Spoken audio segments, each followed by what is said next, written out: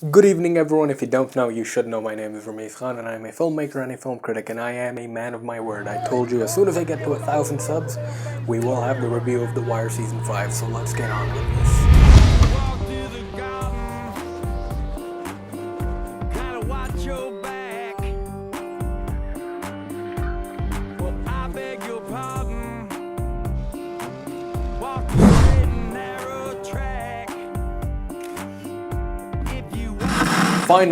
Finally, people, here we are. I know it's been a long wait, and I apologize for making you wait this long, but Season 4 took quite a bit of a toll on me. I could not watch it, especially with that final shot ending with seeing the city. It was too much. But this is a review of Season 5, so let's talk about Season 5. I was wondering when the press and the newspapers would get involved in The Wire. The Wire has always been an examination of the pillars of society, such as the projects, the docks, the school system, and finally now we get the newspapers involved in this as well. This season is a bit tough to follow because every single thing you've seen in The Wire established in the past 4 seasons comes into play. We even get an appearance from Avon Barksdale in this.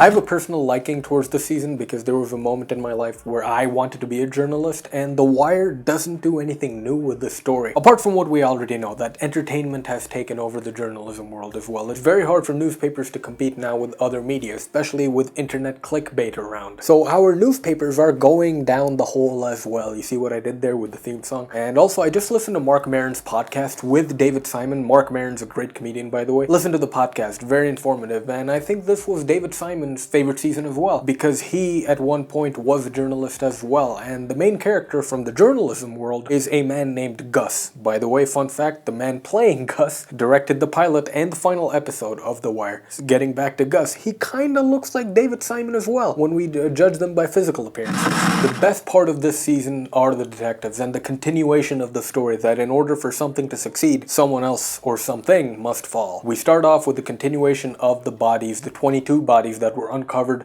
in houses all across Baltimore last season. And that case has been dropped. Poof, just like that. 22 bodies? What? Forget about it. The reason they're dropped is because the budget is going towards the school system and it's coming at the expense of the police department. Because of that story thread, we get some very neat imagery as well. There's a scene where Jimmy McNulty is driving a busted up car only to realize that it has a flat tire. He gets off, he's on the top floor of the parking lot, and he starts kicking the car. It cuts to a wide shot and boom, behind him, there's a big public building with the American flag flapping at top, implying that this is America. This is okay. We did this to you. Speaking of Jimmy McNulty, he is the best character of this season as well. He gets the best storyline of this season as well. This is a very cool storyline, and it's a bit over the top than Amsterdam, but somehow a bit more realistic as well. So what he does is he starts messing with dead bodies, homicides, murders, and he starts tagging them with red ribbons to create this fake serial killer. Start funneling budget down to the police department so they can catch Marlo. The storyline is a great study of integrity versus what needs to be done to get stuff done. And because of that storyline, we get some of the best interactions between Bunk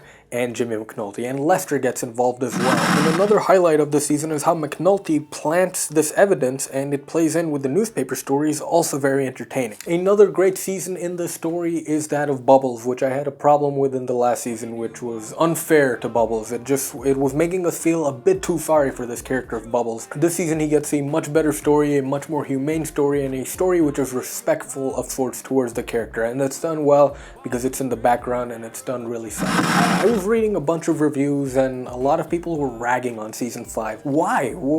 I read a lot of reviews that said that the serial killer storyline is a bit unrealistic. Well, let's be honest, that Amsterdam storyline was a bit unrealistic as well. This is a very good season in my book, and it's a far more entertaining season than season 4, and it doesn't depress you. It is, however, not as good as season 3. Season 3 is like the high point of The Wire. With that being said, however, season 5 contains the best closing montage of all of the 5 seasons. I love how there's a little subtle nod as to how Mike has sort of become the new Omar. He's carrying a shotgun. The montage just shows you that nothing's really changed in this city because of institutions. The Wire is a show that kept on telling you that the institutions are the villain because society has been morphed into a system, and society is not a system.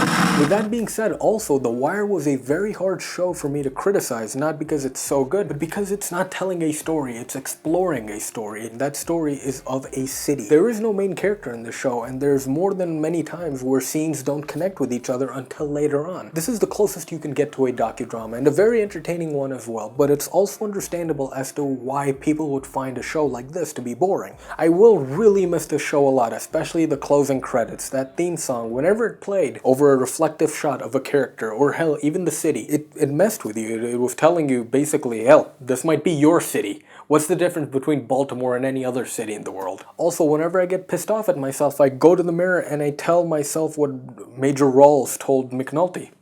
These are for you, Rameez. With that being said, I am giving this season a final score of 5 out of 5. The most entertaining season of The Wire. And a personal season as well, I believe, for David Simon. Check out that podcast, seriously, it's very telling. Thank you so much for watching, people. Thank you for 1,000 subscribers. If you enjoyed this video, please share it. I'm trying to build an audience. But until next time, remember to love yourselves.